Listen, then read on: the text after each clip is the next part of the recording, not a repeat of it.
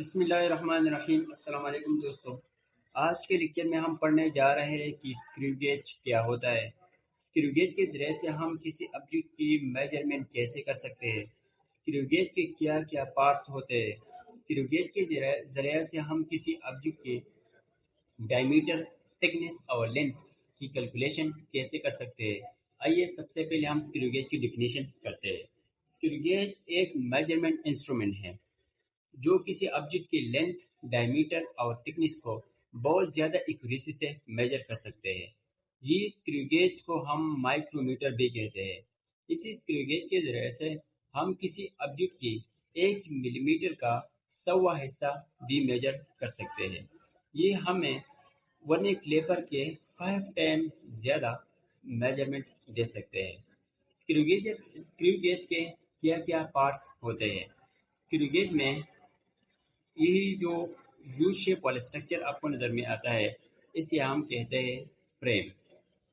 ये frame metal से बना होता है। इसी फ्रेम के अंदर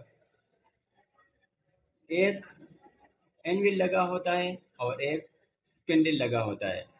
एनविल जो है ये फ्रेम के इस साइड पर लगा होता है और ये फिक्स होता है और फ्लैट सरफेस होता है।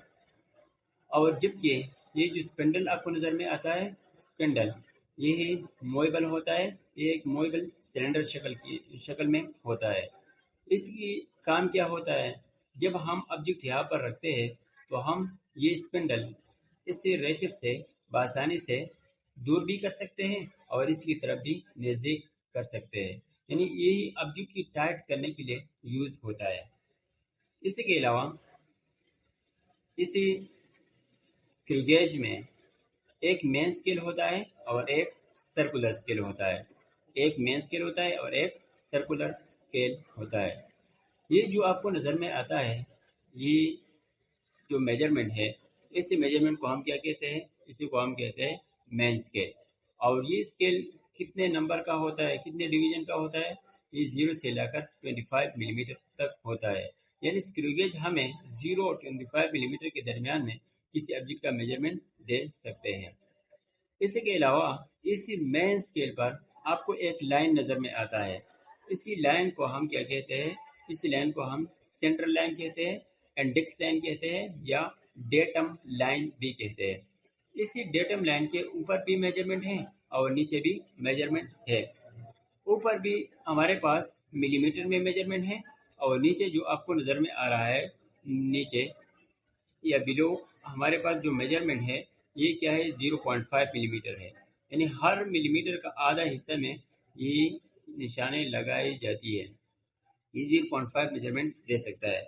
इसी के अलावा ये जो सर्कुलर स्केल है, जो हम मेन स्केल पर घुमा सकते हैं, ये सर्कुलर स्केल जो है वो हमारे पास 50 मिलीमीटर है। कितने मिलीमीटर है, 50 मिलीमीटर है। 0 से लेकर वापस यहाँ पर आता है तो हमारे साथ ही 50 मिलीमीटर का डिवीजन बन जाता है। ये हमारे पास सर्कुलर स्केल। और सर्कुलर स्केल जो होता है वो कहाँ पर होता है, इसी थिम्बल पर होता है। थिम्बल का काम ये होता है कि ये जो यहाँ पर स्पिंडल लगा हुआ है, इसी को रोटेट करता है, इसके लिए रोटेशन देता है। इसके अलावा हम यही जो स्पिंडल है, इसी को रोटेट कर सकते हैं थ्रू रेचेट्स। सही मेजरमेंट जब हम करते हैं तो हम रेचेट से घुमाते हैं। इसलिए घुमाते हैं ताकि इस पर ज़्यादा प्रेशर और ज़्यादा फोर्स नहीं लग जाए और हमारा मेजरमेंट बिल्कुल एक्यूरेसी से हो जाए। इसी के अलावा यहाँ पर एक वॉल नट लगा होता है और इसका काम ये होता है, ये स्पिंडल को फिक्स करता है। जब हम मेजरमेंट करते हैं तो इसी के लिए हम ये फिर फिक्स करते हैं। हम इसी तरह भी रोटेट करते हैं और इसी तरह भी रोटेट कर सकते हैं। जब हम स्पिंडल को इसी इसी डायरेक्शन में रोटेट करते हैं, यानी एंटी क्लॉकवाइज रोटेट करते हैं, तो यही इनवल की तरफ जाते हैं। और जब हम एंटी ऐसे रोटेट करते हैं तो ये पीछे की तरफ जाते हैं। तो ये है हमारे पास parts of the screw gauge. और अभी हम स्क्रू गेज की तरह से किसी भी ऑब्जेक्ट की मेजरमेंट लेते हैं। Pitch of the screw gauge: the distance travelled by circular scale on the main scale in one rotation. जब सर्कुलर स्केल मेन स्केल पर एक रोटेशन करता है, तो इसी दौरान में यहाँ पर जो डिस्टेंस बाकी रह जाता है, इसी को हम क्या कहते हैं, pitch of the screw gauge कहते हैं। अगर आप देखें इसी डायग्राम में, तो यहाँ पर अगर आप गौर से देखें, यहाँ पर ये हमारे पास क्या है, सर्कुलर स्केल का जीरो है, और ये नीचे जो हमारे पास क्या है, मेन स्केल का जीरो है। ये एक दूसरे के साथ बिल्कुल कोइंसाइड है, ये एक दूसरे के साथ बिल्कुल कोइंसाइड में है। जब हम ये सर्कुलर स्केल इस मेन स्केल पर कंप्लीटली रोटेट करें, तो हमारे पास यहाँ पर एक डिस्टेंस ऑफ बाकी रह जाता है। इसी डिस्टेंस को हम क्या कहते हैं, इसी डिस्टेंस को हम कहते हैं pitch of the screw gauge. ये जो लाइन आपको नज़र में आता है, ये हमारे पास 0.5 मिलीमीटर का लाइन है। तो इसी मेजरमेंट को हम क्या कहते हैं, pitch of the screw gauge कहते हैं।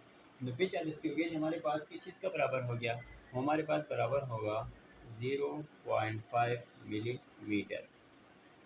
अभी हम pitch of the screw gauge को हमने कैलकुलेट किया है, अभी हम least count for screw gauge calculation करते हैं। अभी हम लीस्ट काउंट के लिए कैलकुलेशन करते हैं। तो लीस्ट काउंट हमारे पास किस चीज़ का बराबर होता है, pitch of the screw gauge divide by total number of division on circular scale. हमने pitch of the screw gauge को कैलकुलेट किया है, वो हमारे पास किस चीज़ का बराबर हो गया था, 0.5 मिलीमीटर का बराबर हो गया था।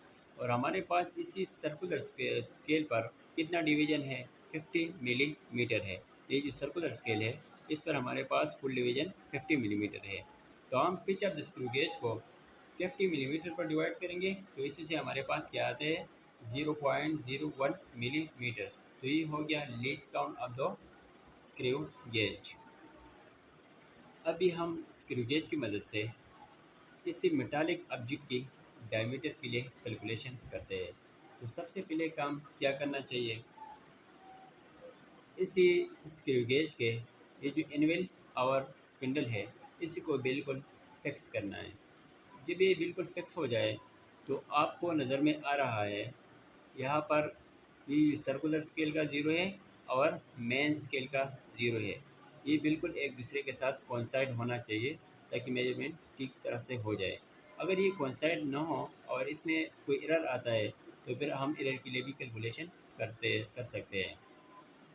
तो सबसे पहले हमने ये मेजरमेंट देखी है कि यहाँ पर मेन स्केल का रीडिंग और सर्कुलर स्केल का रीडिंग बिल्कुल एक दूसरे के साथ कोइंसाइड हो रही है। अभी हम यहाँ पर स्पेंडल और इनवल के दरमियान में एक ऑब्जेक्ट रखते हैं और फिर मेजरमेंट को देखते हैं। मेन स्केल के लिए भी रीडिंग करते हैं, सर्कुलर स्केल के लिए भी रीडिंग करते हैं, और फिर हम टोटल रीडिंग फाइंड करते हैं, ताकि हमें अंदाज़ा हो जाए कि इसी ऑब्जेक्ट की डायमीटर कितना है। तो हम सबसे पहले यहाँ पर ये ऑब्जेक्ट रखता है। सबसे पहले आप क्या करें, यहाँ पर एक ऑब्जेक्ट रखिए। यहाँ पर मैंने ये ऑब्जेक्ट रखा, स्पिंडल को इतना खोले जितना ऑब्जेक्ट क्या है, डायमीटर है, मैंने यहाँ पर ये रखा। अभी क्या किया, इसी स्पिंडल की मदद से, इसी रेचेट की मदद से मैंने इसी को क्लोज़ कर दिया। जब मैंने यहाँ पर ये क्लोज़ कर दिया, तो अभी हम क्या देखते हैं, इसकी मेजरमेंट देखते हैं। ये बिल्कुल क्लोज़ करना चाहिए। अगर आप देखें, मेन स्केल रीडिंग हमारे पास बराबर है 1.5 मिलीमीटर। और जब हम सर्कुलर स्केल के लिए रीडिंग लेते हैं, तो हमारे पास यहाँ पर बराबर है 44 मिलीमीटर। तो हम क्या करेंगे, सर्कुलर स्केल रीडिंग लेते हैं 44 मिलीमीटर मल्टीप्लाइड बाई 0.01 मिलीमीटर जो डिस्काउंट है, इसी से हमारे पास आते हैं 0.44 मिलीमीटर, 0.44 मिलीमीटर। अभी हम क्या करें, टोटल रीडिंग लेते हैं। तो टोटल रीडिंग में हम मेन स्केल रीडिंग और सर्कुलर स्केल रीडिंग को ऐड करते हैं।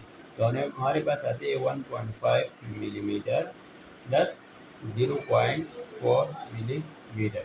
जब हम टोटल कैलकुलेशन करें, तो टोटल डायमीटर हमारे पास आते हैं 1.94 मिलीमीटर।